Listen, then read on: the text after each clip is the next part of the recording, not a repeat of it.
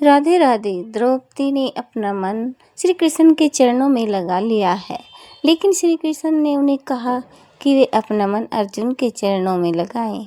इधर स्वयंवर की तैयारी हो चुकी है और द्रौपदी के मन में क्या क्या भाव चल रहे हैं, ये सुनिए अम्बरीश महाराज जी के श्री मुख से।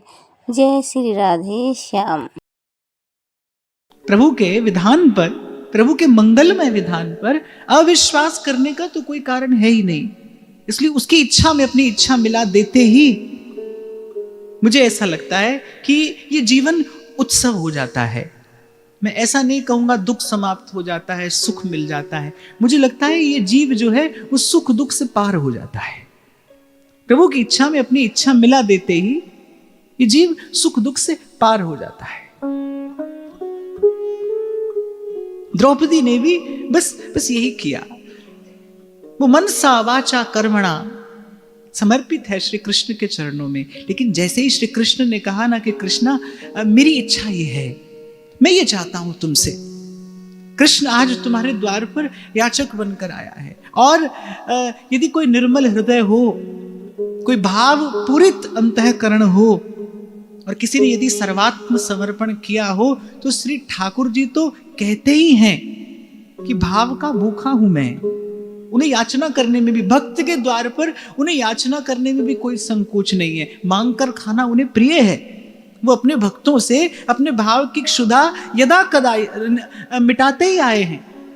उन्होंने कहा कि हे याज्ञसेनी, तुम्हारा आविर्भाव इस लोक में, इस संसार में किसी महत्व उद्देश्य की पूर्ति के लिए हुआ है। तुम मेरी लीला में सहयोगिनी बनने के लिए प्रकट हुई हो।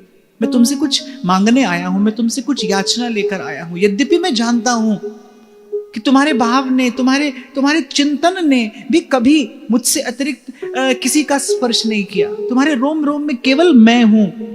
तुम्हारी प्रत्येक श्वास प्रश्वास, तुम्हारे हृदय का एक एक स्पंदन केवल एक ही नाम कहता है, सुनता है, जानता है, गाता है, कृष्ण कृष्ण कृष्ण है, कृष्ण कृष्ण कृष्ण है, कृष्ण है कृष्ण है, कृष्ण है कृष्ण है। और जाने क्यों मुझे लगता है तुम पर मेरा अधिकार है, तुम पर मेरा पूर्ण अधिकार है। इसीलिए तुम्हारी इच्छा जानते हुए भी मैं तुम्हारी इच्छा से इतर तुमसे कुछ मांगने चला आया, तुमसे कुछ याचना करने चला आया। लेकिन विश्वास दिलाए जाता हूं कृष्णा कि देह के धरातल पर तुम कहीं भी रहो, सुख दुख आते जाते रहेंगे। ये संसार सुख दुख से ही बना है, और सुख दुख का भोग करने के लिए ही जीव यहां पर आता है। सुख दुख तो जीवन में आते जाते रहेंगे, पर मैं विश्वास दिलाए जाता हूं, मैं विश्वास दिए जाता हूं तुमको कि आज से तुम्हारी चेतना का एक तार मुझसे सदा जुड़ा रहेगा। तुम जैसे ही नेत्र मूंद कर और अपने हृदय में देखोगी, मुझे ही मुस्कुराता पाओगे। तुम्हारे जीवन पथ पर तुमसे एक पग आगे भी मैं मिलूंगा, और तुम्हारे पीछे भी कहीं मैं ही चलता हूं, तुम्हारे पीछे भी मैं ही चलता हूं, मैं ही चलूंगा। और वचन लेकर, और मुझे लगता है इस समग्र अस्तित्व का सबसे सुंदर संबोधन देकर गए श्री कृष्ण कृष्णा को, जब उन्होंने अपने सुमधुर स्वर से उसे सखी कहकर पुकारा। मैं एक और बात यहां पर आपको निवेदन करूं। वेद में अगर जीव और ब्रह्म का कोई संबंध स्वीकार किया गया है तो सख्य स्वीकार किया है। वेद की ऋचा है, भगवती श्रुति कहती है द्वासुपर्णा सयुजा सखायो। फिर जीव और ब्रह्म का संबंध क्या है? द्वासुपर्णा सयुजा, इसलिए एक तो उन दोनों का सायुज्य है, अर्थात जब से भगवान है तब से जीव है, छोटा बड़ा उनमें कोई नहीं है। वो भी चेतन है, वो भी चेतन है, अमल सहज सुख राशि। और वेद की ऋचा कहती है सखायो, वो दोनों, उन दोनों का परस्पर संबंध क्या है? दोनों सखा हैं। देखो, प्रत्येक संबंध में एक मर्यादा रेखा होती है। संसार का कोई भी संबंध आप देख लीजिए, उसमें एक मर्यादा रेखा है। उसका अतिक्रमण करते ही जो संबंध है वो दूषित हो जाता है। मैं तो यहां तक भी देखता हूं कि पति और पत्नी के संबंध में भी, जहां देह के मध्य में कोई आवरण नहीं रहता, वहां भी मन में मन में और अंतर में कहीं ना कहीं कुछ रहता है जो एक दूसरे से नहीं बांटा जाता, नहीं बांटा जा सकता। संबंध की मर्यादा बनाए रखने के लिए कुछ ऐसा होता है जो नहीं बांटा जाता, नहीं बांटा जा सकता। पर मुझे लगता है कि अगर सर्वथा निकट का कोई संबंध संसार में है ना, तो वो सख्य है। एक मित्र से आप कुछ भी कह सकते हैं, किसी भी स्थिति में, कैसी भी अवस्था में मित्र आपको स्वीकार करता है। शायद इसीलिए हमारे श्री महाप्रभु जी ने जिस संबंध से उस नित्य सत्य प्रेम तत्व की, परम तत्व की उपासना की, उस संबंध को कहा सखी भाव। सखी है, सहचरी है। अच्छा, और एक और बात भी मैं आपको निवेदन करूं, सख्य में सभी भाव सम्मिलित होते हैं। आप कभी वाणी का चिंतन करें तो आप देखेंगे कि जब सखियां प्रियालाल को भोजन पवाती है ना, तो उनमें माता का सा वात्सल्य प्रकट हो जाता है। वो जब श्रृंगार करती हैं तब वो सहचरियां हो जाती हैं। जब वो सेवा करती हैं तब वो किंकरियां हो जाती हैं। उसमें दास्य भी है, उसमें सख्य भी है, उसमें वात्सल्य भी है, और उसमें माधुर्य तो आद्योपांत है ही है। सख्य एक ऐसा भाव है जिसमें सब भावों का समावेश हो जाता है। ऐसा होता है ना, कभी कभी मित्र आपका गुरु हो जाता है, वो आपको सद्मार्ग दिखाता है, वो अपने विवेक से आपका मार्ग प्रशस्त करता है। कभी वो आपका गुरु हो जाता है, कभी वो माता पिता की भांति पोषण करता भी प्रतीत होता है। यद्यपि ऐसे मित्र का मिलना बड़े सौभाग्य की बात होती है, और मुझे तो ऐसा लगता है कि प्रभु के अतिरिक्त ऐसी मित्रता का निर्वाह कोई नहीं कर सकता। प्रभु के अतिरिक्त ऐसी मित्रता का निर्वाह कोई नहीं कर सकता। अगर स्त्री पुरुष होकर देखोगे तो कुछ और मिलेगा, देह के धरातल पर खोजोगे, ढूंढोगे तो कुछ और मिलेगा। स्त्री पुरुष होकर देखोगे तो कुछ और मिलेगा। पर यदि एक जीव होकर आप खोजोगे ना संसार में, तो प्राण सखा केवल एक श्री कृष्ण ही है। वो जीव के प्राण सखा हैं, प्राण सखा। और मुझे यहां पर तो पक्षपात करना पड़ेगा भाई श्री कृष्ण की करुणा का, कि यदि वो गोपांगनाओं को स्वीकार करते हैं, यदि वो प्रेम में पूरित उन गोपांगनाओं को स्वीकार करते हैं, तो अस्वीकार तो वो कुब्जा को भी नहीं करते हैं। स्वीकार तो उन्होंने उसे भी किया, मनोरथ तो उन्होंने उसका भी पूर्ण किया। महापुरुषों ने उसे किसी भी दृष्टि से देखा हो, महापुरुषों ने, सुखदेव जी महाराज ने भी कुछ ऐसा ही कहा श्रीमद् भागवत में। महापुरुषों ने कुब्जा को किसी भी दृष्टि से देखा हो, पर भाई हम यदि खोजने जाएंगे, तो कम से कम यदि अपनी बात करूं, तो हम तो अपने आप को उसी के भाव के कहीं निकट पाते हैं। तो मन में एक संतोष है, मन को एक प्रोत्साहन मिलता है कि यदि उसकी स्वीकृति हुई तो हमें भी स्वीकार किया जाएगा। तो श्री कृष्ण है जो किसी को भी स्वीकार करते हैं। वो प्राणी मात्र के सखा हैं, वही प्राण सखा हैं, वो प्राण सखा है। तो जैसे ही श्री कृष्ण ने अपनी उस अमृतमयी वाणी से द्रौपदी को सखी कहा ना, ऐसा लगा कि जैसे जीवन के भूत भविष्य के सब प्रश्नों का उत्तर द्रौपदी को मिल गया। एक और बात यहां पर कहकर आगे बढ़ूंगा कि प्रेम के मार्ग पर यदि प्रियतम की स्वीकृति मिल जाए, प्रेम के मार्ग पर यदि प्रियतम स्वीकार कर ले, फिर इससे बड़ा बल और कोई नहीं है। फिर किसी और बल की, किसी आश्रय की, किसी आधार की आवश्यकता नहीं है। संत तो कहते हैं सोई सुहागन पिए जा पे रीझ है। वही सौभाग्यवती है। वस्तुतः सौभाग्यवती तो वही है जिस पर प्रियतम रीझ जाए, जिस पर प्रियतम प्रसन्न हो जाए। एक क्षण नहीं लगाया कृष्णा ने। जैसे ही श्री कृष्ण ने कहा कि मेरी इच्छा ये है, श्री कृष्णा ने मनसा वाचा कर्मणा अपने सब सुखों का उत्सर्ग कर दिया, न्यौछावर कर दिया श्री कृष्ण पर से। हमारी भोली सखी कहती है, भव सुख तुम पे वारूं। कैसी कैसी भावना है भक्त के हृदय की कि मेरे हिस्से जो दुख आया है वो मैं भोगने को प्रस्तुत हूं, पर मेरे हिस्से का जो सुख है वो मैं आप पर न्यौछावर करती।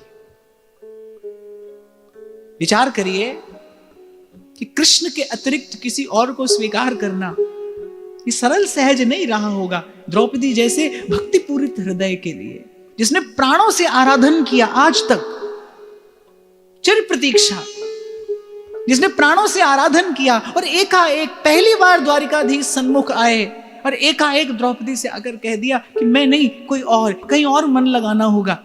देखो भाई, किसी के भी कहने से मन कहीं नहीं लगता। किसी के भी कहने से तन लग जाएगा, बुद्धि भी शायद थोड़ी देर को लग जाए, पर मन तो नहीं लगता भाई। और प्रभु ने कैसी कठिनतम परीक्षा द्रौपदी के सम्मुख रख दी कि कृष्णा तुम्हें अपना हृदय कहीं और निवेदन करना है, मन ही कहीं और लगाना है। और प्रस्तुत हो गई द्रौपदी। अग्नि और काष्ठ के संघर्ष से जो स्फुलिंग उत्पन्न होता है, द्रौपदी ने विचार किया, अरे उसी संघर्ष से मेरा जन्म हुआ है और मेरा जीवन संघर्ष से पूरित हो जाए, इसमें क्या आश्चर्य है। एक बात यहां पर मैं अवश्य कहना चाहूंगा कि विधाता ने यदि आपके हिस्से कोई कठिन कार्य दिया है तो आप विश्वास रखना उस कठिन कार्य को पूरा करने की कोई विशेष सामर्थ्य भी आपके पास होगी, क्योंकि ऐसा प्रभु का स्वभाव है। वो कार्य बाद में देते हैं, उस कार्य को करने का सामर्थ्य पहले प्रदान करते हैं। आपके हिस्से यदि कठिनाई आ रही है ना, तो घबराइए मत।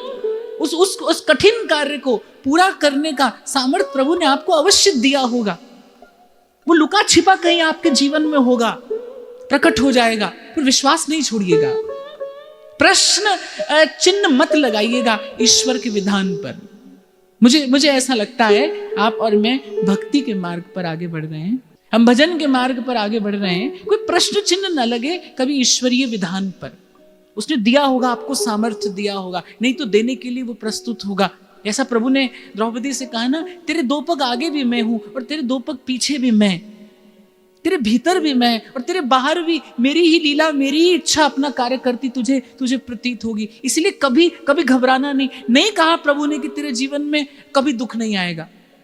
प्रभु ने कहा सुख दुख आएंगे, आते रहेंगे, बड़ी बड़ी विपदा तुझ पर आएगी कृष्णा, पर मैं रहूंगा, पर मैं तेरे संग रहूंगा, मैं तेरे साथ रहूंगा, मैं तेरे पास रहूंगा। और मैं तो कहता हूं सुख दुख इस द्वंद्व में पड़ने की अपेक्षा एक ही बात प्रभु से कहनी चाहिए, प्रभु जैसी भी स्थिति आए बस आप संग रहिए, आप पास रहें। हमारे महाप्रभु यही बात कहते हैं, यत्र यत्र मम जन्म कर्म बिर नारकेत परमे पदेथवा। नरक की यातना हो या परम पद का परम सुख हो, पर राधिका रति निकुंज मंडली तत्र तत्र हृदय में विराजताम। महाराज द्रुपद से कहते गए द्वारिकाधीश की स्वयंवरा है, ऐसी श्रेष्ठतम कन्या को बिना स्वयंवर के किसी को नहीं दिया जा सकता। संकेत कर गए कि आप स्वयंवर की रचना करिए, और बता भी गए द्रौपदी को कि हृदय मुझसे हटाकर बस मेरे निकट ही रखना है, कहीं और नहीं ले जाना। हरिहर ब्रह्मा और इंद्र की शक्ति लेकर प्रकट हुआ है सव्यसाची फाल्गुनी अर्जुन धनंजय, मुझसा ही है, मेरी ही अंश से जन्मा, मेरी ही कला है, वो मेरी ही विभूति है, बस उसी में तुझे अपना हृदय लगाना है, उसी में मन लगाना है, उसी के चरणों में मन प्राण समर्पित करने हैं, तभी मेरा लीला कार्य पूर्ण हो सकेगा। और देखो कैसा मानव मन है, एक क्षण में श्री कृष्ण की इच्छा हुई और द्रौपदी का हृदय था वो अर्जुन का चिंतन करने लगा। कैसा होगा अर्जुन, देखने में कैसा होगा, स्वयं श्री कृष्ण जिसकी प्रशंसा कर रहे हैं वो अर्जुन कैसा होगा। बस किसी प्रकार से मन रमते रमते रम गया अर्जुन के चिंतन में, और वहां महाराज द्रुपद ने स्वयंवर की रचना की। देश विदेश से बड़े बड़े श्रेष्ठ महाराजा, राजकुमार, वीर, विद्वान, बुद्धिमान, बलवान, गुणवान, गुण संपन्न राजकुमार, राजा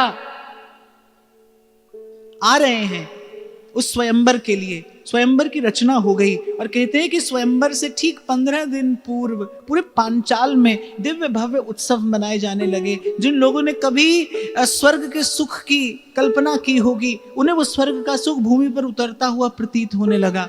ऐसे अद्भुत उत्सव की रचना पांचाल में हुई।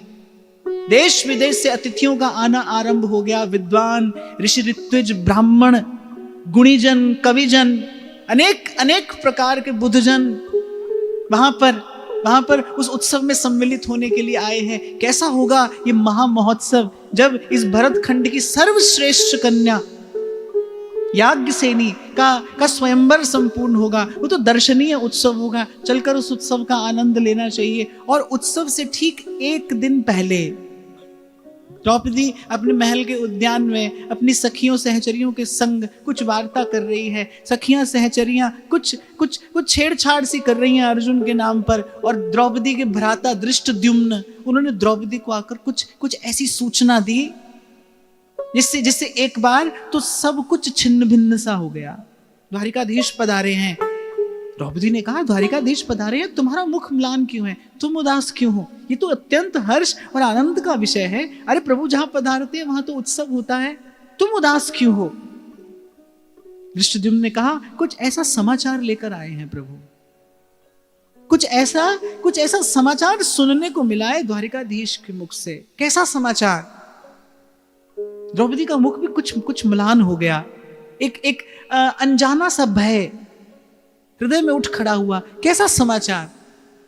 अभी कुछ दिन पहले कौरवों ने षड्यंत्र रच के पांडवों को वारणावर्त भेज दिया, और ऐसा सुना है कि लाक्षागृह में वो पांडव जीवित ही अग्नि में जलकर दग्ध हो गए, समाप्त हो गए। चिल्ला पड़ी द्रौपदी कि अरे क्या विधाता ने मेरे भाग्य में केवल यही लिखा है? पहले अपना मन चित्त कृष्ण के चरणों में निवेदन किया, फिर कृष्ण के कहने पर अपना मन अर्जुन के चरणों में लगाया, और क्या कृष्ण पर विश्वास करने वाले की ऐसी जगहंसाई होती है? द्रौपदी के मन में सीधा एक प्रश्न आया कि क्या कृष्ण पर विश्वास करने वाले के जीवन में ऐसी जगहंसाई होती है? क्या ये परिणाम है कृष्ण की बात पर विश्वास कर लेने का? ये प्रश्न द्रौपदी के मन में उमड़ घुमड़ रहे थे, और इतने में फिर से द्रौपदी के प्रश्नों के सब उत्तर द्वारिकाधीश सन्मुख मंद मंद मुस्कुराते खड़े हैं। कहते हैं द्रौपदी ने मन ही मन प्रणाम किया, लेकिन आज द्रौपदी के मुख पर मान है। जैसे अपने से प्रेम भरा कोप किया जाता है ना, आज द्रौपदी के मुख पर वैसे मान की भंगिमा है। और द्वारिकाधीश ने मंद मंद मुस्कुराते हुए कहा, क्षमा करना सखी, ये समाचार मुझे स्वयं लेकर आना पड़ा। हाँ, पर वो जो तुम्हारे हृदय पर भक्ति भाव का दर्शन मैं किया करता था, उस भक्ति भाव से कहीं सुंदर ये मान लग रहा है। द्रौपदी ने मन में विचार किया कि मैंने तो केवल सुना था कि ये निष्ठुर हैं, ये निर्मम हैं, ये निष्ठुर हैं, पर क्या ये सच में इतने निष्ठुर हैं कि इनको मेरे हृदय की पीड़ा का भी कोई बोध नहीं है? मेरे हृदय में ये अपार वेदना कि पांडव वारणाव्रत के लाक्षागृह में जीवित दग्ध हो गए। अब नहीं है अर्जुन, अब कौन आएगा? और मैं जानती हूं कि मेरे पिता ने स्वयंवर के लिए जिस नियम की रचना की है, मेरे पिता ने स्वयंवर के लिए जो शर्त रखी है, उसे कृष्ण या अर्जुन के अतिरिक्त कोई पूरा नहीं कर सकता। कृष्ण स्वयंवर में प्रार्थी ही नहीं है, अर्जुन रहे नहीं, तो क्या मुझे अब आजीवन ब्रह्मचारिणी का जीवन व्यतीत करना होगा? एक क्षण में द्रौपदी ने उसे भी ईश्वर का, अपने कृष्ण का विधान मानकर स्वीकार कर लिया, पर उसके मुख पर कृष्ण के प्रति थोड़ा रोष था। और क्यों ना हो, कृष्ण ने स्वयं सखी कहा है उसे। मित्र पर तो क्रोध किया जा सकता है, मित्र से तो रूठा जा सकता है, बस वो थोड़ा सा रूठ कर जैसे देखा द्रौपदी ने, और श्री कृष्ण मुस्कुराते हुए कहने लगे कि अरे सदा भक्ति भाव से पूरी प्रणाम ही करती थी तुम, आज तुम्हारी ये मान भरी भाव भंगिमा देखकर मुझे बड़ा आनंद हुआ। कहीं अधिक सुंदर है तुम्हारा ये मान तुम्हारे भक्ति भाव से। सब सखियों सहचरियों के मध्य में हंसते खिलखिलाते ऐसी बात जैसे कुछ हुआ ही नहीं हो। और फिर थोड़ा निकट आकर कहने लगे कि तुम्हारा मुख देखकर तो ऐसा नहीं लगता, तुम्हारा मुख देखकर ऐसा नहीं लगता, तुम्हारी भाव भंगिमा देखकर ऐसा नहीं लगता। और थोड़ा और निकट आकर कहते हैं, और तुम्हारे भाग्य की ओर देखूं तो भी ऐसा नहीं लगता कि पांडवों का कोई अहित हो सकता है। तुम्हें देखकर ऐसा लगता है कि पांडव कहीं सुरक्षित ही होंगे। और जैसे सूरज की गर्मी से तपते हुए तन को मिल जाए तरुवर की छाया, बस ऐसा ही अनुभव द्रौपदी को हुआ। जैसे किसी ने एकाएक हाथ पकड़कर और किसी सघन वृक्ष की छांव में बैठा दिया हो नदी के किनारे, जैसे आतप को तप्यो पावे सरिता कूल। अच्छा, श्री ठाकुर जी का ऐसा स्वभाव है, उन्हें प्रेम भरी गाली सुनना बड़ा प्रिय है। भक्त कोई ऐसे खींच कर कभी उनसे कुछ कहे तो उनको बड़ा सुख मिलता है, बड़ा आनंद आता है। कभी कभी तो जानबूझकर वो ऐसी कोई लीला करते हैं, ऐसी कोई रचना कर देते हैं कि भक्त खींच जाता है। सूरदास जी के चरित्र में मैंने शायद आपको सुनाया था कि कृष्णदास जी पद रचना करते थे, सूरदास जी कहते थे भाई इसमें तो हमारे पद की छाया है, हमारे ही पद की छाया है। थक गए कृष्णदास जी पद रचना कर करके, लेकिन कोई ऐसा पद नहीं रच पाए जिसमें सूरदास जी के पद की छाया ना हो। अब कृष्णदास जी उदास, श्री गोवर्धन नाथ से उन्होंने विनती की, श्री ठाकुर जी ने मान ली, एक पद रचना करके कृष्णदास जी को दे दी। अब जब कृष्णदास जी ने पद गाया तो सूरदास जी ने कहा कि हां, इस पद में हमारे पद की कोई छाया तो नहीं है, पर एक बात सुन लो कृष्णदास, ऐसा पद तुम तो क्या तुम्हारा बाप भी नहीं लिख सकता। हम ये जानते हैं कि किसकी पद रचना है, ये पद रचना करके तुम्हें किसने यहां भेजा है। अब रूठ गए श्री सूरदास जी, ठाकुर जी से रूठ गए।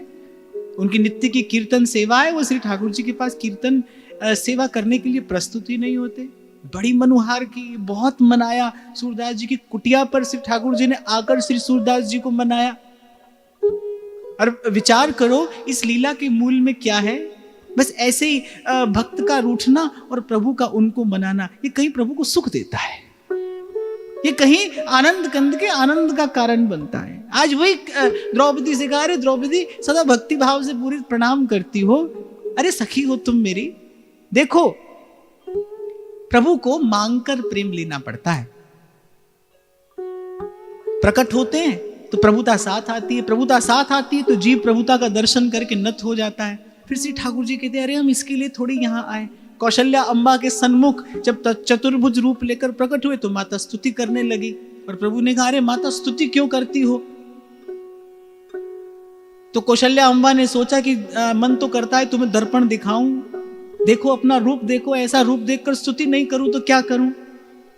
सुन बचन सुजाना रुदन ठाना, हुए बालक सुरभूपा, ये चरित जगावई हरिपद पावई, तेना परई भव खूपा। इसीलिए कल मैंने आपसे निवेदन किया था कि ये वस्तुतः आप और मैं किसी पात्र का, किसी चरित्र का चिंतन नहीं करें, ये कृष्ण की लीला है। द्रौपदी का समग्र जीवन कृष्ण लीला है, ये कृष्ण की लीला है। भक्त का जीवन भगवान की लीला ही होता है भाई। कई बार मैंने आपसे कहा भक्त कर्म के बंधन में बंधा नहीं रहता, भगवत चरणारविंद में शरणागति होते ही जीव का कर्म बंधन समाप्त हो जाता है। फिर किसी और का दंड, किसी और का विधान, कोई और नियम उस पर नहीं चलता, कोई और नियम उस पर नहीं चलता। जो पे कृष्ण चरण मन अर्पित, करी है कहां नवग्रह रंक। फिर तो उसकी श्वास की डोर किसी और के हाथ में है, वो चलाता है, वो नचाता है, और मैं तो कहता हूं वो सजाता है। फिर उसके बाद भक्त के जीवन को वो सजाता है। इसलिए भाई ये कहते हुए मैं आपसे आगे बढ़ूंगा। बड़े भाग्य से आपको मुझे भारतवर्ष की इस पवित्र भूमि पर मनुष्य होने का अवसर मिला है, इस अवसर से चूकना नहीं। श्री कृष्ण के चरणों में शरणागति, श्री कृष्ण चरणों में प्रपत्ति, यही मानव जीवन का चरम और परम उद्देश्य है, यही मानव जीवन की पूर्ण सफलता है, परम सार्थकता है, प्रभु के चरणों में समर्पण। तो द्रौपदी ने कहा कि अरे कैसे निष्ठुर हो आप, मेरे हृदय की व्यथा वेदना पीड़ा, मेरी उदासी, कुछ भी लेना देना नहीं आपका इससे। आप मुझे सखी कहते हो, मैं यहाँ पीड़ा में घुली जा रही हूं और आपको विनोद सूझ रहा है। श्री कृष्ण ने कहा तुम्हारा भाग्य देख कर तो नहीं लगता पांडवों का कोई अहित हुआ होगा। एक मौन सा संकेत देकर और चले गए श्री कृष्ण, मौन सा संकेत देकर। कुल की परंपरा है कि स्वयंवर से पूर्व कन्या गौरी पूजन के लिए उपस्थित होती है। जगदम्बा का पूजन करने के लिए याज्ञसेनी उपस्थित हुई। श्री चरणों पर दृष्टि है, दीपदान किया, प्रणाम किया, मां के चरणों की स्तुति की, और मानो मां से कहती हूं कि आप मेरे हृदय की बात जानने वाली हैं। सदा सदा आपके चरणों का ध्यान धर के मैंने कन्या कि उचित जो धर्म है उसका पालन किया है। आप मेरे हृदय की बात जानती हैं। कृष्ण के कहने पर मेरा मन अर्जुन की ओर आया, पर अब यहां से मन कहीं और जाने के लिए प्रस्तुत नहीं है। अब किसी और परीक्षा को देने की सामर्थ्य मुझ में नहीं है। मेरे हृदय के भाव को जानकर मेरे सतीत्व की रक्षा करना माता। और जैसे ही मां के चरणों में प्रार्थना की, जगदम्बा के मुकुट से पुष्प गिरा और वो जो पुजारी वहां पर उपस्थित थे उठाकर दिया कि राजकुमारी, मां ने प्रसाद दिया है, तुम्हारा मनोरथ पूर्ण होगा। याज्ञसेनी ने कहा जगदम्बा से कि पति की निंदा सुनने को प्रस्तुत नहीं हुई आप, और जैसे ही पति की निंदा का शब्द कान में पड़ा, आपने योगाग्नि में अपना देह भस्मीभूत कर दिया। यज्ञ की वेदी पर आपने स्वयं को होम कर दिया। आप यज्ञ की वेदी पर स्वयं होम हुई, उसी यज्ञ की वेदी से मेरा जन्म हुआ है। कोई ना कोई संबंध तो आपका मेरा है। इसीलिए हे माता, मेरे सतीत्व की रक्षा करना। ये मेरा मन अब अर्जुन के अतिरिक्त किसी और का स्पर्श करने को प्रस्तुत नहीं है।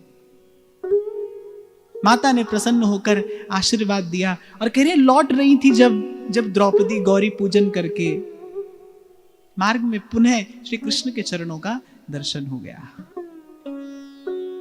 श्री कृष्ण के चरणों का दर्शन हुआ और कहते द्रौपदी ने अपने जीवन के प्रत्येक पग पर इस बात की अनुभूति की। प्रत्येक पग पर बड़ी बड़ी विपदा आई, घोर अंधकार छाया, लेकिन जैसे ही विपदा आई, जैसे ही विपत्ति के बादल मंडराने लगे, वैसे ही वो हंसते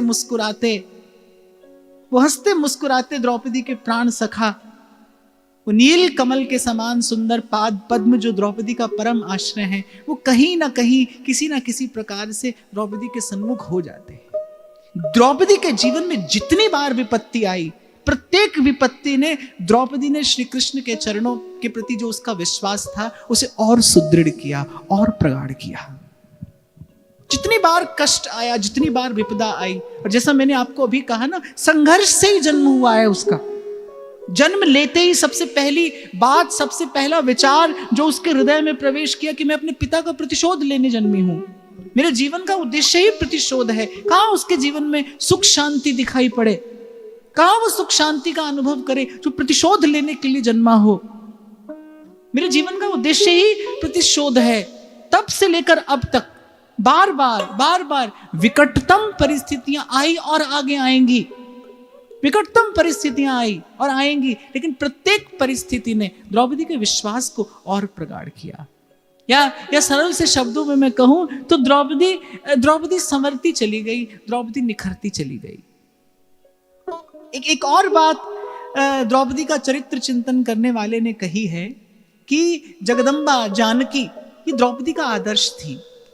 महामहीयसी नारी, रघुकुल तिलक, श्री रामचंद्र की प्राण प्रिया, किस प्रकार सतीत्व का, किस प्रकार स्त्री धर्म का उन्होंने पालन किया, ये द्रौपदी को अभिभूत, आश्चर्यचकित और प्रेरणा से पूरित कर देता था। वो उनका आदर्श थी।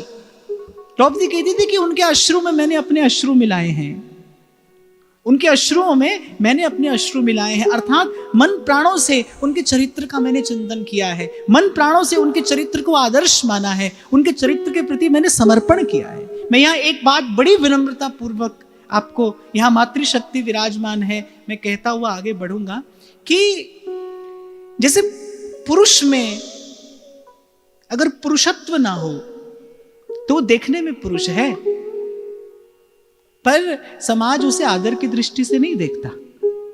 पुरुषार्थहीन केवल देखने में पुरुष है पर होने में नहीं। ऐसे ही स्त्री में कुछ स्त्रियोचित गुणों का होना भी आवश्यक है। स्त्रीत्व हो स्त्री में, तभी वो पूज्या है, तभी वो वंद्या है, तभी वो आराध्या है। और मैं एक बात सदा व्यासपीठ से कही है भाई कि धर्म की रक्षा, संस्कारों की सुरक्षा यदि संभव है तो वो तो मातृशक्ति के प्रयास से संभव है। और उस दिन में मैं आपको प्रसंग में निवेदन कर रहा था कि धर्म की रक्षा कोई संगठन समूह बनाकर नहीं होती। धर्म की रक्षा चीखने चिल्लाने से नहीं होती, नारा लगाने से नहीं होती। धर्म की रक्षा तो धर्म को जीवन में धारण करने से होती है। मातृशक्ति अगर चाहती है कि सुरक्षित रहे तो सुरक्षा के लिए किसी अस्त्र शस्त्र की आवश्यकता नहीं है। मातृशक्ति यदि चाहती है सुरक्षित रहे तो मातृशक्ति को आवश्यक है कि मातृशक्ति के जीवन में धर्म सुरक्षित रहे, क्योंकि धर्मो रक्षति रक्षितः। जिसने धर्म की रक्षा की है उसकी रक्षा धर्म ने की है, कर रहा है और करता रहेगा। उसके जीवन में लज्जा, उसके जीवन में वो संकोच, उसके जीवन में वो सहनशीलता, उसके जीवन में वो तितिक्षा। एक बार मुझसे शायद मैं बैंगलोर में चर्चा कर रहा था, मुझसे किसी ने लिखकर भेजा कि ये सारी पीड़ा हर युग में स्त्री के हिस्से ही क्यों आती है। ये अश्रु, ये पीड़ा, ये वेदना हर युग में स्त्री के हिस्से ही क्यों आती है। तो मैंने बड़ी विनम्रता पूर्वक कहा, क्योंकि स्त्री के पास ही सामर्थ्य है उसे सहन करने की, पुरुष के पास नहीं है।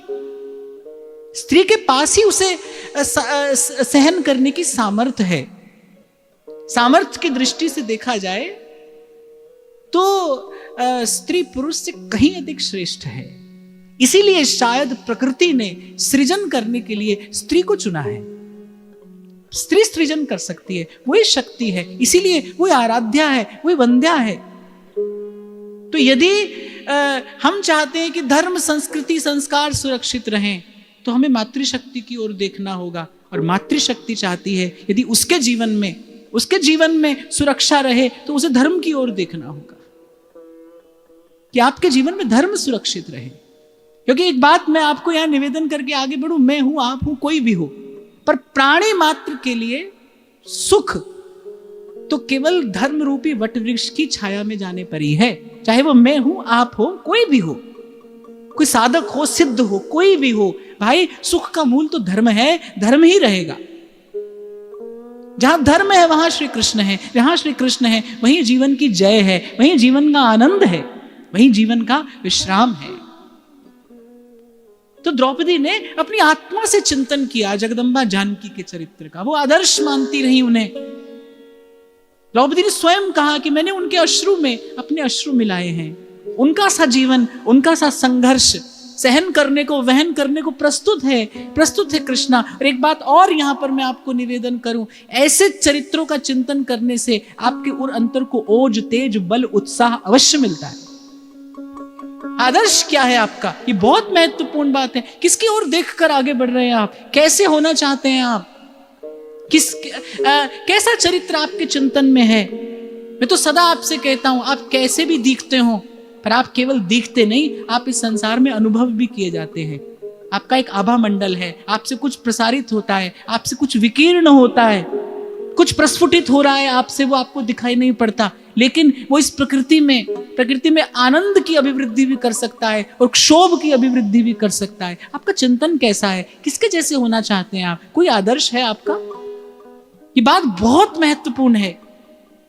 और ये बात मेरा कोई निजी विचार नहीं है, भगवान कह रहे हैं, महाजनो ये न गता सपंथा। महत जन जैसे चल कर गए वैसे हमें अपने जीवन को बनाना चाहिए, वैसे हमें अपना जीवन निर्माण करना चाहिए।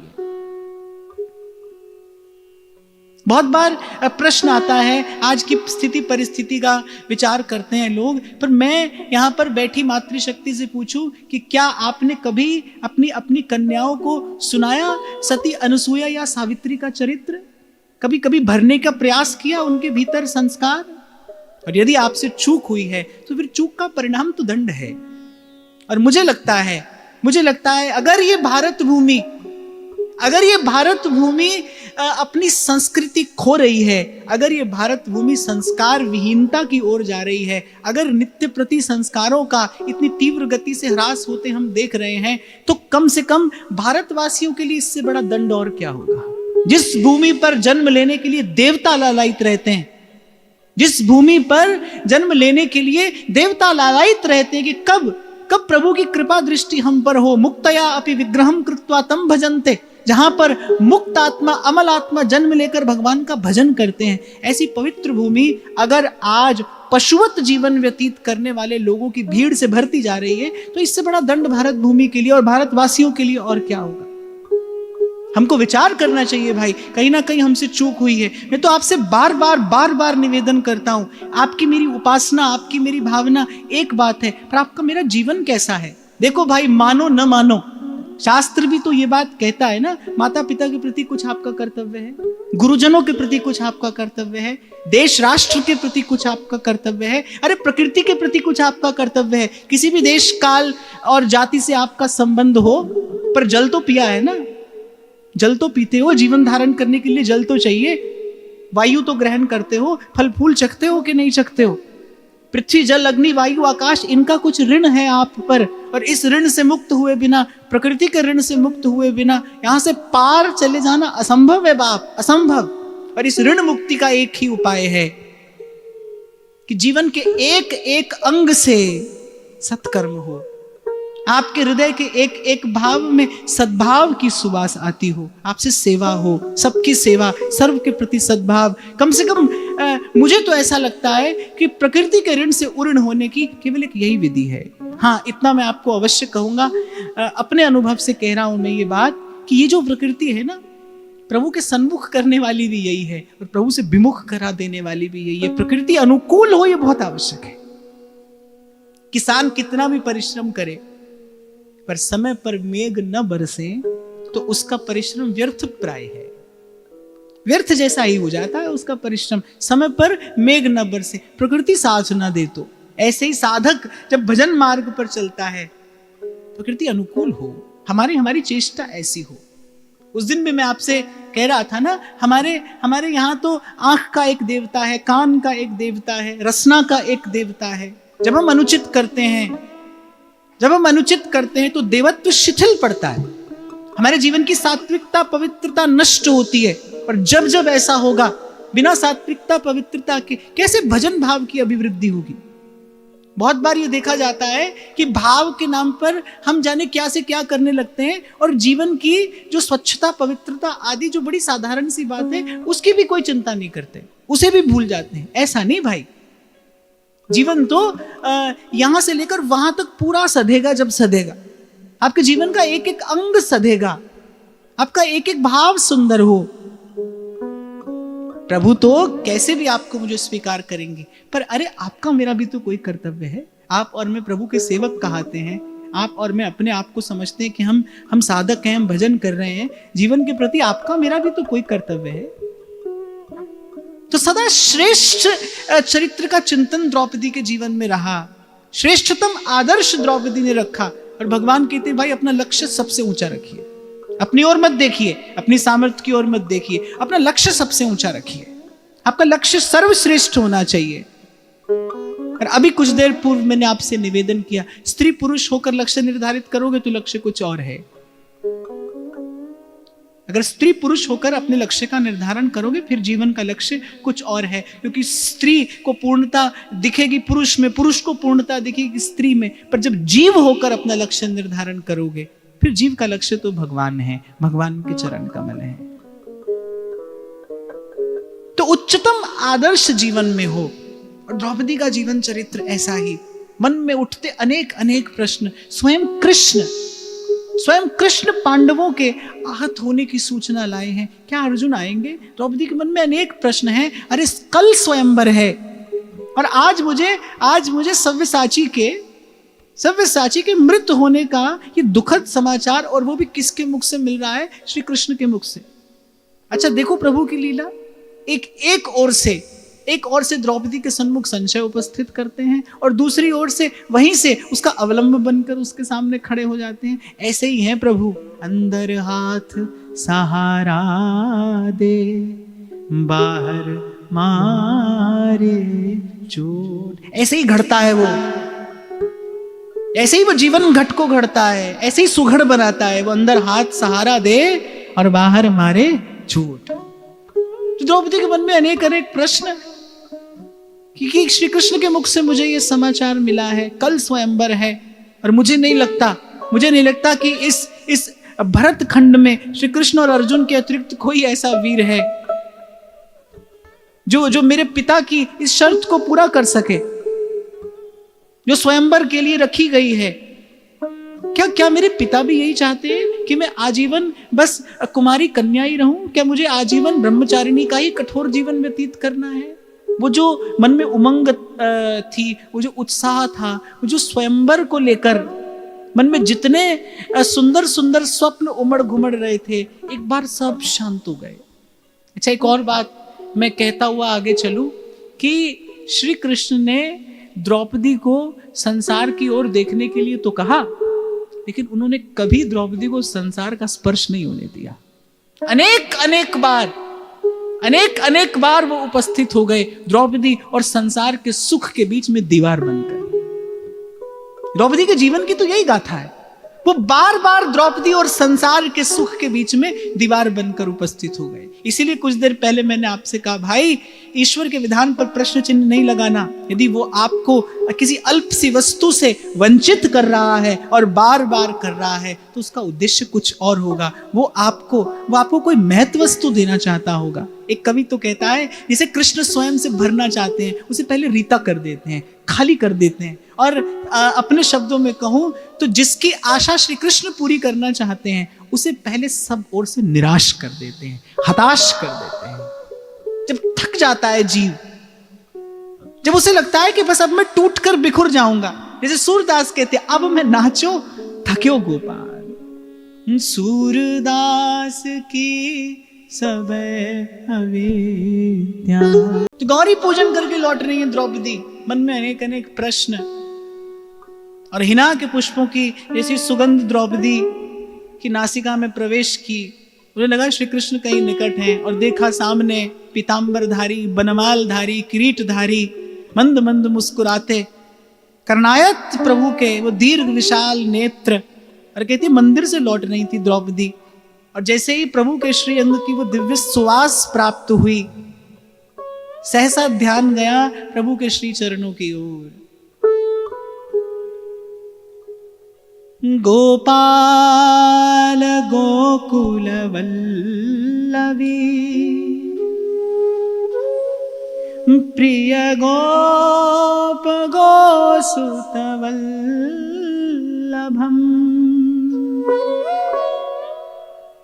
चरणारविंद महं भजे भजनीय सुर मुनि दुर्लभम। द्रौपदी ने मन में विचार किया, यदि विपदा के आने पर ये सुर मुनि दुर्लभ चरण बार बार मेरा छत्र बने, तो मैं अपने जीवन की प्रत्येक श्वास में विपदा का आलिंगन करने के लिए प्रस्तुत हूं। यदि विपदा आती है और विपदा श्री कृष्ण के चरण लेकर आती है, श्री कृष्ण का चरणाश्रय लेकर आती है, तो मैं तो बार बार इस विपदा का आलिंगन कर लेने के लिए प्रस्तुत हूं। मानो मंद मंद मुस्कुराते श्याम सुंदर और पूछते हैं कि सखी क्या हुआ, कल स्वयंवर है और आज किस प्रकार इस विचार में पड़ी हो। अब सखियां सहचरियां संग हैं, द्रौपदी ने और तो कुछ नहीं कहा, केवल इतना ही कह पाई, और कहूं क्या अंतर्यामी, और कहूं क्या अंतर्यामी। तन मन धन प्राणों के स्वामी, तन मन स्वीकारी विनती सुनिए नाथ हमारी। बस ये कुछ शब्द द्रौपदी का जीवन आधार रहे, और मन ही मन देखो कितने प्रश्न मन में थे। जैसे ही प्रभु सन्मुख आए, जैसे प्रभु के श्रीअंग की सुवास द्रौपदी के उर अंतर तक पहुंची, और जैसे ही प्रभु का स्वर कान में पड़ा, सखी क्या हुआ, कल तो स्वयंवर है, आज तुम्हारे मन में इतने प्रश्न, तुम्हारा मुख म्लान, अरे प्रसन्न हो, तुम तो स्वयंवरा हो, तुम्हारा प्रसन्न होना आवश्यक है, तुम्हारे जीवन में परम उत्सव का क्षण निकट आया है। और द्रौपदी खींच गई, कहती द्रौपदी खींच गई कि वस्तुतः अंतर्यामी है, और यदि है तो क्या ये ऐसे अंतर्यामी है। द्रौपदी को स्मरण आए नितंबिनी के वो वाक्य, अरे उनमें सब गुण हैं, लेकिन उनकी प्रीत की रीत बड़ी विचित्र है। वो पहले प्रीत बढ़ा के फिर करता है होशियारी। और ऐसा ही करते हैं। उसने कहा अरे अरे वो तेरा सर्वस्व ले लेंगे, तू रोती बिलखती रहेगी, अश्रुपूरित हो जाएगा जीवन, इसलिए मत मत मत कर मुझसे उनकी चर्चा। मन में उनकी इच्छा करना उचित नहीं। वो बड़े निष्ठुर हैं, वो बड़े निर्मम हैं। आज तक ब्रजांगनाएं उनके प्रेम में विरहाकुल हुई, उनके आगमन की बाट जो रही हैं, पर ऐसे आए कि कभी घूमकर नहीं देखा। कहकर गए थे कि परसों आ जाऊंगा, आज बरसों बीत गए। वो ब्रजांगनाएं आज तक कृष्ण प्रेम में विह्वला, जल बिन मीन की सी गति उनकी, लेकिन इन्होंने कभी उनकी ओर घूमकर नहीं देखा। ऐसा हृदय है उनका, ऐसा हृदय है उनका। वो एक गीत है ना, दिल के टुकड़े टुकड़े करके मुस्कुरा के चल दिए। बस ऐसे ही हैं ये बिल्कुल ऐसे ही हैं। तो आज द्रौपदी को लगा कि बिल्कुल सत्य कहा था नितंबिनी ने। क्यों मेरा मन मुड़ा इनकी ओर, क्यों मैं न चाहते हुए भी समर्पित हो गई इनके चरणों में, क्यों इनकी इच्छा ही मेरा जीवन बन गया। और यहां देखो क्या ये मेरे हृदय की वेदना से बिल्कुल भी परिचित नहीं। मैं तो अंतर्यामी कह कहकर इनका भजन करती रही। मैंने तो कभी कुछ कहना इसलिए आवश्यक नहीं समझा क्योंकि सुना है ये अंतर्यामी है, ये हृदय की बात जानते हैं, ये मन के भाव पहचानते हैं और उसी के अनुरूप उत्तर भी देते हैं। पर यहां मेरे मन की स्थिति ये है और ये मुझसे हास विनोद कर रहे हैं। पहले अपना मन मुझसे हटाकर अर्जुन में लगाने को कहा और आज स्वयं अपने मुख से अर्जुन के हत होने का समाचार देकर मुझसे प्रसन्न रहने के लिए कहते हैं। और कहते हैं जब वो उलझी सी द्रौपदी और सन्मुख खड़े मंद मंद मुस्कुराते कृष्ण, एक बार तो जब प्रभु की मंद मुस्कान की ओर देखा तो द्रौपदी के मन में एक भाव जगा कि जहां भक्त वांछा कल्पतरु स्वयं मंद मंद मुस्कुराते हो, क्या वहां पर कोई अमंगल हो सकता है? ना, वहां पर कोई अमंगल नहीं हो सकता। जाने श्री कृष्ण की उस मंद मुस्कान ने द्रौपदी के उर अंतर में एक सुदृढ़ विश्वास का संचार कर दिया कि मैंने तुम्हारा हृदय जहां निवेदन किया है वही आएगा। तुम निश्चिंत रहो। कल तक भी क्यों पीड़ा में रहती हो, कल तक भी क्यों उदास रहती हो? प्रसन्न वदना होकर तुम स्वयंवर के मंडप में प्रवेश करना। फाल्गुनी आएगा, सव्यसाची आएगा। और श्री कृष्ण ने एक बात और कह दी कि कल से विचार कर रहा हूं कि तुम्हें पांडवों के हत होने की सूचना तो दे दी, पर अब मुझे लगता है कि क्या पांडव इतने भीरू हैं, क्या पांडव इतने बुद्धिहीन हैं जो किसी के भी षड्यंत्र में आ गए होंगे और उस लाक्षागृह में जीवित जलकर दग्ध हो गए होंगे? अरे यदि ऐसा हो गया होता तो पांडवों ने तो अपने प्राण मुझे निवेदन किए हैं, तो कहीं ना कहीं मुझे भी तो कुछ उसका आभास अनुभव अवश्य हुआ होता। सखी वही तुम्हारे योग्य है, मेरा वचन मिथ्या नहीं होगा। और ये बात कृष्ण तुमसे भगवान होकर नहीं कह रहा है। कहा द्वारिकाधीश ने, ये बात कृष्ण तुमसे भगवान होकर नहीं कह रहा है कि मेरा वचन मिथ्या नहीं होगा। मैंने तुमसे सखी कहा है, मैंने तुम्हें सखी कहा है, मैं सखा हूं तुम्हारा। प्राण देकर भी यदि अपनी सखी को दिया हुआ वचन मुझे पूर्ण करना पड़ा तो मैं पूर्ण करूंगा, इसलिए निश्चिंत रहो। देखो, चिंता भी स्वयं देते हैं और निश्चिंत भी स्वयं आकर करते हैं। इसीलिए गाने वाला गाता है, तेरे फूलों से भी प्यार, तेरे कांटों से भी प्यार। ऐसे ही भाई ईश्वर का विधान जीव के लिए सदा सर्वविद सर्व भांति मंगलमय है। मुझे लगता है इस बात का विश्वास धर के ही भजन के मार्ग पर पांव रखना चाहिए। एक बात आप देखो, हमारे महाप्रभु जी रस में प्रवेश कराते हैं। पहली बात क्या कहते हैं? जोई जोई प्यारो करे सोई मोहे भावे। अगर आप चाहते हैं हृदय को रसानुभूति हो, मन रस की अनुभूति करे, तो फिर सबसे पहली बात कि जोई जोई प्यारो करे सोई मोहे भावे। मैंने कहा ना, प्रभु ऐसे ही हैं, वो बाहर से चोट भी मारेंगे पर भीतर से सहारा भी देंगे। इसी प्रकार वो जीवन को सुघड़ बनाते हैं, जीवन को सुंदर बनाते हैं। अरे सखी, मैंने तो ऐसे ही एक समाचार तुम्हें दे दिया था।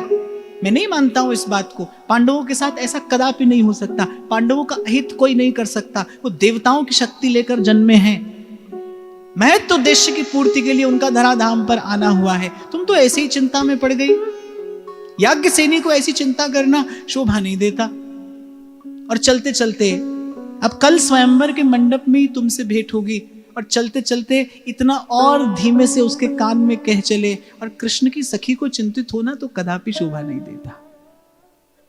प्रभु ने कहा, मैंने तुम्हें सखी कहा है, मैंने तुम्हें स्वीकार किया है, मैंने तुम्हें अंगीकार किया है। सूरदास कहते हैं, जाको मन मोहन अंग करे, जाको मन मोहन अंग करे,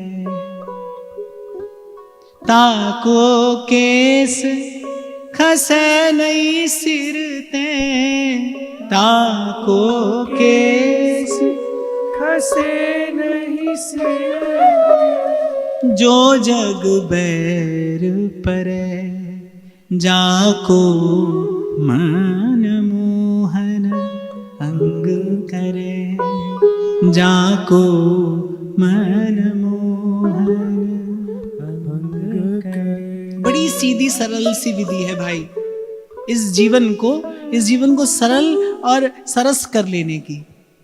ये जीवन समर्पित चरण में तुम्हारे, तुम ही मेरे सर्वस्व, तुम ही प्राण प्यारे। ये जीवन समर्पित शरण में लूंगा। अभी कुछ समय पहले महाराज जी कुछ ऐसी व्यवस्थाएं थी, इसके लिए मुझे कुछ लोगों ने कहा कि आपको भी अपना एक ट्रस्ट बनाना चाहिए। कुछ मंदिर की सेवा आदि की व्यवस्था थी, इसको लेकर कि वो सब कार्य सुचारू रूप से चल पाए, तो आपको एक ट्रस्ट बनाना चाहिए।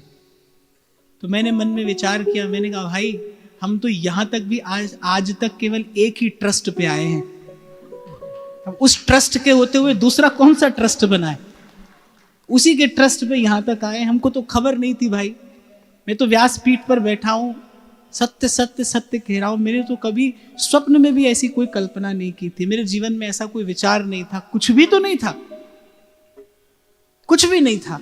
एक का ही ट्रस्ट यहां तक ले आया है, और अब मन में कहीं बड़ा सुदृढ़ विश्वास है भाई, जो यहां लाया है वो क्यों छोड़ेगा बीच में, वो आगे भी कहीं ले ही जाएगा, उसने कोई मार्ग नियत कर रखा होगा। और मुझे लगता है भाई निर्भर जीवन तो इसे ही कहते हैं, जब कल की कोई चिंता नहीं हो, कल की चिंता नहीं हो। और मैं यहाँ मैं कोई सिद्ध नहीं हूं, मैं तो साधक हूं और साधक ही रहना चाहता हूं। तो भूत में जो हुआ उसका पश्चाताप तो मुझे कभी कभी होता है, मैं असत्य नहीं कहूंगा।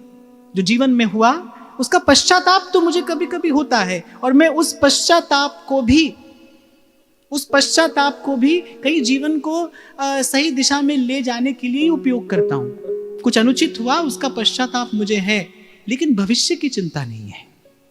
भूत का पश्चाताप अवश्य है, और वो भी मैंने कहा कि मैं सदुपयोग करने की चेष्टा करता हूं, कि जो अनुचित हुआ वो फिर ना हो, जो भूल हुई वो पुनः ना हो। यद्यपि खबर नहीं कब हो जाए, मैं तो जीव हूं, मायाबद्ध हूं, प्रारब्ध के अधीन हूं। हाँ, पर इन संतों की कृपा से, इन गुरुजनों के आशीर्वाद से मन वहां तक आया है। हाँ, कल क्या होगा इसकी बात की कोई चिंता नहीं है। चरण पर रख दिया जब माथ, तो किस बात की। अरे जग जंजाल से छुड़ाकर श्री जी ने वृंदावन बसाया, यहाँ पर नित्य सत्संग का सुख हमको मिल रहा है, संतों का दर्शन मिल रहा है, श्री जी का प्रसाद मिल रहा है। और किस विधि ठाकुर जी हमसे आकर कहेंगे भाई तुमको हमने अपना लिया है, और कैसे आकर प्रभु हमसे कहेंगे कि हमने तुमको अपना लिया है, तुम हमारे हो, हम तुम्हारे हैं। इसी प्रकार तो प्रभु बता रहे हैं। नहीं तो भाई यहां काल साक्षी है, इतिहास प्रमाण है कि जो जितेंद्रिय हो गए, जिन्होंने शमदम आदि साधनों से स्वयं को भीतर बाहर से साध लिया, जो भक्ति के उत्कर्ष पर पहुंच गए, वहां भी कुछ ऐसा हुआ कि मन किसी हिरण के बच्चे सी वस्तु में आकर अटक गया। यहां तो ऐसा भी होता है, हुआ है, और कभी भी किसी के साथ भी हो सकता है। प्रभु सब ओर से हटाकर ले आए हैं, यहाँ बैठाते हैं अपने चरणों में लाकर, सत्संग का सुख मिल रहा है, प्रसाद मिल रहा है। अरे इस विधि प्रभु यही तो कह रहे हैं कि आप हमारे हैं और हम आपके हैं। तो प्रभु ने कहा कि कृष्णा, किसी को भी चिंता शोभा देती है पर कृष्ण की सखी को नहीं। तो मैंने सखी कहा है, मैं सखा हूं तुम्हारा। किसी भी विपदा में, किसी भी विपत्ति में, तुम्हारा प्रारब्ध तुम्हें कहीं भी ले जाए, तुम किसी को पाओ न पाओ। कहते श्री कृष्ण अपनी वार्ता में अनेक अनेक संकेत दिए जा रहे हैं द्रौपदी को। बड़ी से बड़ी विपदा में, प्रतिकूल से प्रतिकूल परिस्थिति में, किसी को पाओ न पाओ, पर ये तुम्हारा प्राण सखा सदा तुम्हारे संग खड़ा रहेगा, कभी तुम्हारे आगे कभी तुम्हारे पीछे।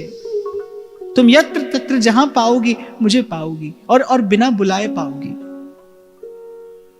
बिना बुलाए पाओगी। वहां द्रौपदी के मन में अभी अभी प्रश्न उठ रहा था कि क्या वस्तुतः अंतर्यामी है, और वहां कृष्ण कह रहे हैं कि कृष्णा, ये बात कृष्ण भगवान होकर नहीं कह रहा,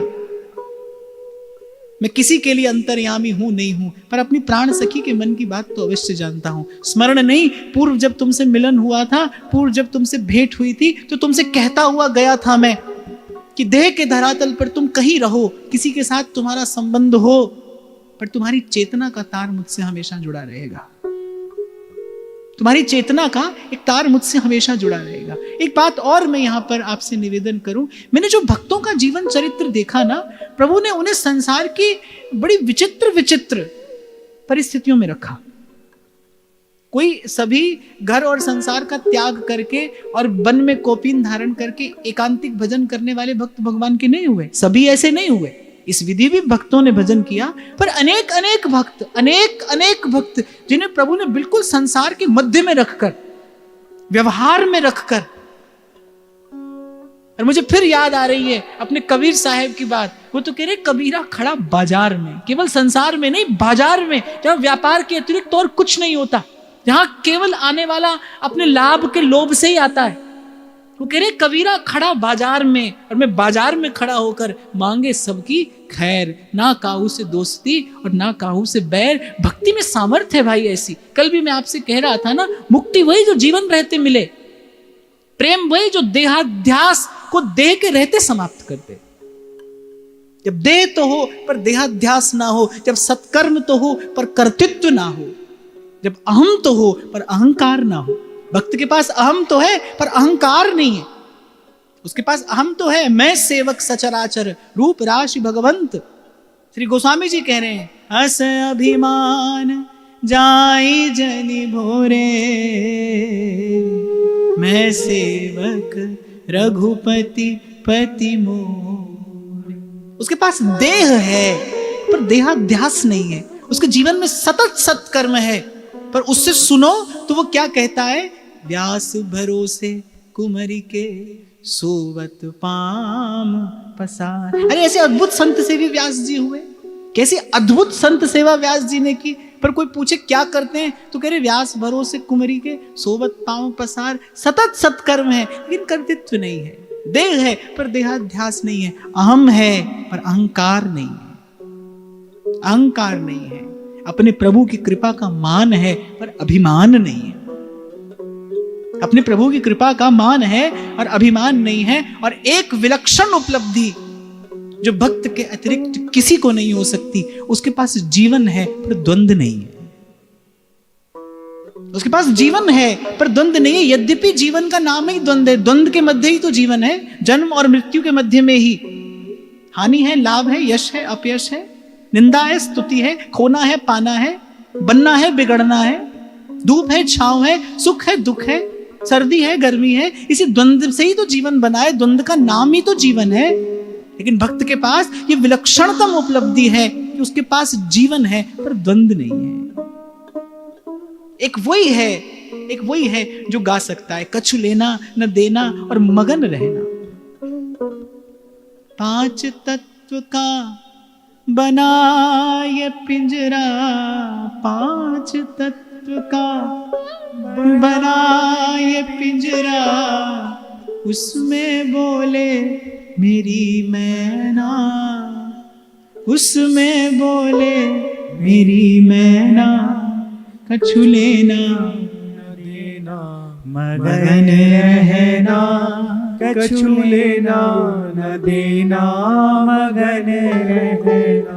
और स्वागत है ऐसे प्रश्नों का, जीवन में स्वागत है ऐसे प्रश्नों का जो अपने साथ कृष्ण नाम का उत्तर लेकर आए। स्वागत है ऐसी विपदा का जो जीवन में कृष्ण का स्मरण लेकर आए।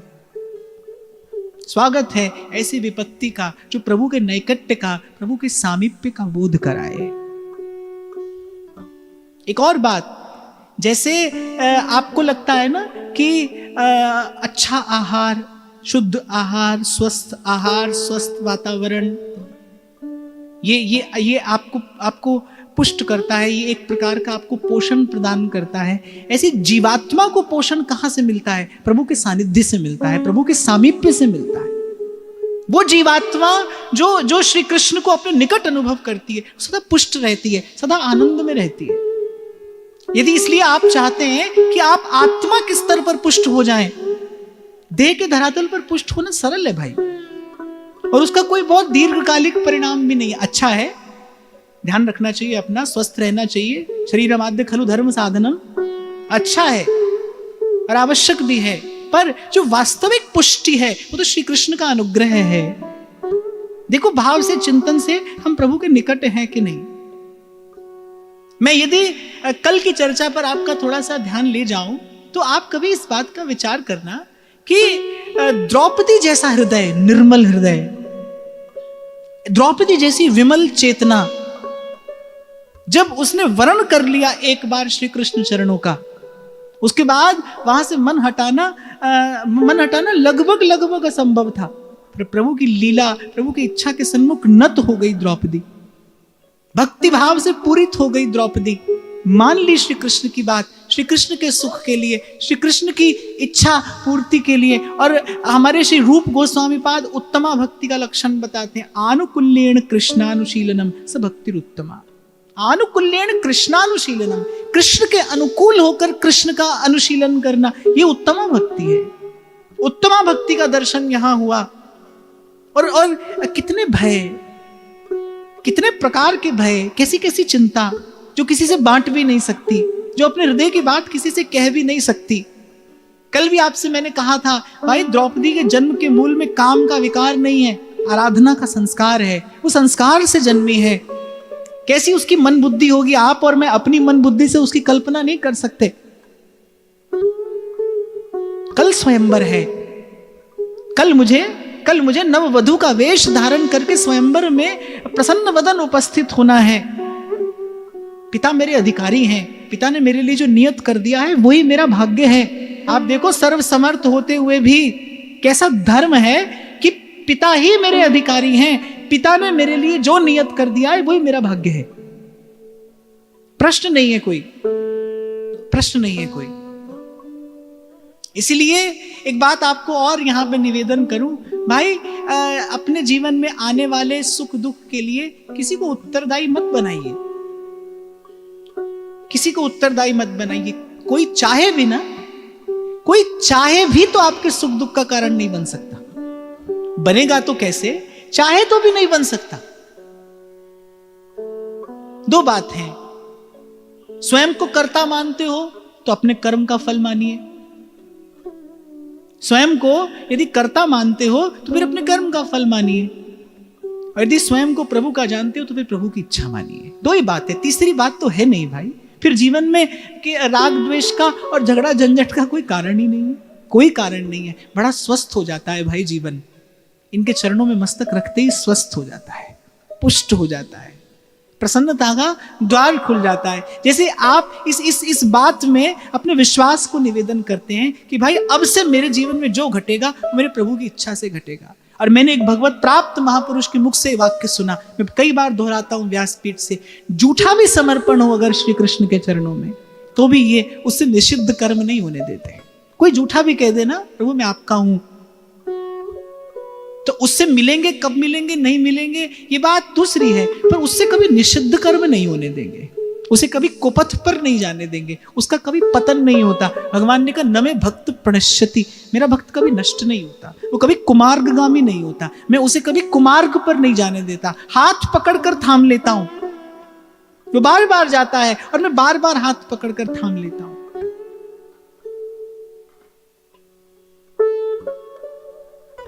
मुझसे अगर कोई पूछे ना कि द्रौपदी के एक समग्र चरित्र चिंतन के प्रसाद स्वरूप आप क्या देते हैं, कोई एक शब्द यदि आप देंगे तो आप क्या देंगे? श्री कृष्ण के चरणों में बिना शर्त का समर्पण।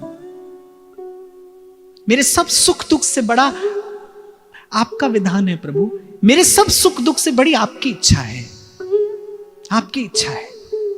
देखो किसी का आदर करना क्या है, किसी का आदर करने का बड़ा उदार अर्थ है। केवल किसी को प्रणाम कर देना, किसी के पांव छू लेना, केवल यही आदर नहीं होता। और जब बात गुरुजनों की हो, जब बात इष्ट की हो, तो फिर तो उस आदर शब्द का बड़ा उदार अर्थ है। हमारे जीवन में प्रेम तो बाद में आएगा, पहले प्रेमास्पद के प्रति आदर होना चाहिए, पहले अपने प्रेमास्पद के प्रति आदर हो। हम प्रभु के विधान का आदर कर पाते हैं कि नहीं कर पाते? यह दिन भर हमारा चिंतन केवल प्रभु के विधान में दोष निकालने में ही चला जाता है कि केवल हम दोष दर्शन करते ही इस सुंदर जीवन को दूषित ही किए चले जा रहे हैं। प्रभु के विधान का आदर है कि नहीं? अरे कभी तो अपने आप को कसोगे इस कसौटी पर कि नहीं? कैसे खरे उतरोगे? कभी तो जीवन को कसना पड़ेगा ना इस कसौटी पर। ईमानदारी से एकांत में बैठकर अपने आप स्वयं को दर्पण बनाकर स्वयं को देखिए कि क्या मेरे जीवन में प्रभु के विधान का आदर है। मैंने कहा ना भाई, दो बात है, तुम करता हो तो तुम्हारा कर्म है, भक्त हो तो प्रभु का विधान है। दूसरा कोई व्यक्ति तो आता ही नहीं बीच में, कोई कारण नहीं है। और द्रौपदी तो सर्वशास्त्र निपुणा है, वो तो तत्वज्ञ है और उसने जीवन का रहस्य जान लिया है। उसने जीवन का रहस्य जान लिया है। ये जो मेरे सन्मुख खड़े हैं, यही सब मंगलों का मूल है। इनसे मुझे कुछ भी मिलेगा पर कभी अमंगल नहीं होगा, कभी मेरा अहित नहीं होगा, कभी अहित नहीं होगा। देख नहीं पाए द्रौपदी को उदास श्री कृष्ण, उसे उन प्रश्नों में उलझा नहीं देख पाए। अरे इसके स्वयंवर का दिन है, इसके जीवन का परम उत्सव है और मेरी सखी ऐसी उदास हो, श्री कृष्ण से देखा नहीं गया, दौड़ कर आए। यद्यपि वो स्थान उचित नहीं था, गौरी पूजन करके अपनी सखियों के संग महल की ओर जा रही हैं और बस बीच में से ही कहीं आ गए वो अत्यंत चंचल और कहा कि अरे सखी, मैं तो तुझसे समाचार दे रहा था, पर चिंता का क्या कारण है? तुझे कृष्ण ने अपनी सखी कहा है, चिंता का कोई कारण नहीं, चिंता तुझे शोभा नहीं देती। फिकर करे सो बावरा, जिकर करे सो सा। प्रत्येक घटना के मूल में श्री कृष्ण की कृपा रही। एक और बात, श्री कृष्ण का स्वभाव, भाई वो कभी यश नहीं लेते, वो कभी यश नहीं लेते। वो सदा सहस्रों हाथों से यश दान करते हैं, लेकिन कभी अपने लिए यश स्वीकार नहीं करते। वो गाते हैं ना, आप लोग करते हो तुम कन्हैया और मेरा नाम हो रहा है। ये वास्तविक सत्य है भाई, जीवन का वास्तविक सत्य है। आप कभी शास्त्र पुराण उठाकर देखेंगे, आपको सहस्रों नाम मिलेंगे। किसी ने क्या रचा, किसी ने क्या रचा, किसी ने सृष्टि को क्या दिया, किसी ने क्या दिया। पर अगर आप सत्य की दृष्टि से देखोगे तो पाओगे एको हम द्वितीयो नास्ति, देने वाला एक है, करने वाला एक है। आज तक जो हुआ वो उसकी इच्छा से हुआ। एक ही सत्ता, एक ही शक्ति इस समग्र अस्तित्व को गतिमान बनाए है, कोई दूसरा नहीं भाई। हाँ, एकम सद्विप्रा बहुधा वदंती, एक है केवल वो। अच्छा, और श्री ठाकुर जी का स्वभाव है, वो कभी यश नहीं लेते, वो सदा दूसरे को यश देते हैं। हमारे डोंगरे जी महाराज तो यशोदा शब्द का भी यही अर्थ करते थे। बोले जो सबको यश देवे वो यशोदा है, जो अपने सत्कर्म का पुण्य भी किसी को दे दे, जो अपने सत्कार्य का यश भी किसी और को दे दे। देखो भाई, कंचन और कामिनी का लोभ छूट जाता है, पर गोस्वामी जी कह रहे मान बढ़ाई ईर्ष्या तुलसी दुर्लभ, ये कीर्ति का लोभ नहीं छूटता है। कल ही मैं आपसे कह रहा था, बड़े बड़े सज्जन सत्पुरुष जीवन धारण करते हैं केवल यश और कीर्ति को प्राप्त करने के लिए। वो ऐसी चेष्टा करते हैं कि उनकी कीर्ति किरणों का नर्तन दिग दिगंत में दीर्घ काल तक होता रहे। वो बड़े बड़े महत् कार्य करते हैं, किस लिए? विशुद्ध लोकोपकार की भावना से नहीं, यश प्राप्ति के लिए, कि हमें कीर्ति मिले, हम यशस्वी हों। तो कीर्ति का जो त्याग है वो सरल नहीं है, वो सरल नहीं है। क्या कह रहा था मैं इससे पहले? यशोदा, तो जो यश का दान करे वो यशोदा। और श्री डोंगरी जी महाराज कहते थे, जिसका हृदय इतना उदार हो जाए ना, जो अपने यश का भी दान कर दे, बोले उस उदार हृदय में फिर सर्वात्मा आकर विराजमान हो जाए। उन्हें बैठने के लिए इतना उदार स्थान चाहिए, उन्हें बैठने के लिए इतना विशाल हृदय चाहिए, जो अपने यश का भी दान कर दे, जो अपनी कीर्ति का भी दान करता चले। और प्रभु तो ऐसे हैं भाई, ये प्रभु का स्वभाव है। मैंने अपनी अल्प सी बुद्धि से ऐसा जीवन में अनुभव किया कि सब महत् कार्यों के पीछे प्रेरणा में भी वही, उस कार्य के काल में सामर्थ्य और चेष्टा में भी वही, और उस सामर्थ्य और उस चेष्टा के प्रतिफल में एक कर्म का अनंत परिणाम देते समय उदारता में भी वही। लेकिन यश किसे मिला? कभी मुझे और कभी आपको, पर मूल में केवल एक वो, केवल एक उन्हीं की सत्ता से यहां का कण कण गतिमान हो रहा है। प्रभु यश नहीं लेते। द्रौपदी से भी इतना ही कहा कि अरे अरे कृष्णा, तुम्हारा भाग्य देखकर मुझे ऐसा नहीं लगता कि पांडव हत हुए होंगे। यद्यपि पांडवों को बचाने में श्री कृष्ण की कृपा है, और यदि श्री कृष्ण पांडवों के पक्ष में नहीं होते, पांडव किसी भी प्रकार विजयी नहीं हो सकते थे। और कौरवों के पास न तो शक्ति कम थी, न बल और पुरुषार्थ कम था। उनके पास तो केवल एक बात की खोट थी कि श्री कृष्ण की कृपा उनके साथ नहीं थी। श्री कृष्ण की कृपा पांडवों के साथ थी। इसलिए कुछ देर पहले मैंने आपसे कहा, भाई जहां धर्म है वहां कृष्ण है, जहां कृष्ण है वहां जीवन की जय है। खूब खींचतान कर लीजिए, खूब छल कपट कर लीजिए, खूब विस्तार कर लीजिए यहां पर आप, पर एक घड़ी ऐसी आएगी जब उसका निर्णय होगा। इसलिए प्रयास करिए कि ये जीवन धर्म की छांव में ही आगे बढ़े, फले फूले। ये यात्रा जो है वो संस्कारों के साथ ही आगे बढ़े। इस चरित्र चिंतन का एक ये कारण भी है कि हम यहां से चर्चा कर पाए कि कैसा जीवन प्रभु को प्रिय लगता है। हम बार बार कहते हैं भाई हमारा जीवन ऐसा बने जो प्रभु को प्रिय हो, प्रभु के अनुकूल हो, भजन के योग्य हो, पर कैसा जीवन प्रभु को प्रिय है। तो यहां भी कृष्णा को यश देते हुए कि कृष्णा अब प्रसन्न वदन जाना और महल में रुचि पूर्वक श्रृंगार करना। कल तुम्हारा स्वयंवर है, स्वयंवर मंडप में प्रसन्न वदन उपस्थित होना, मैं वहीं पर तुम्हारी प्रतीक्षा करूंगा। फिर से एक ठंडी सी हवा का झोंका अपनी प्राण सखी को देकर द्वारिकाधीश अपने महल में पधारे, याज्ञसेनी अपने महल में पधारी। आज की चर्चा यही श्री जी के चरणों में निवेदन करते हैं। आप सबके हृदय स्थित प्रभु को प्रणाम, महाराज श्री के चरणों में वंदन।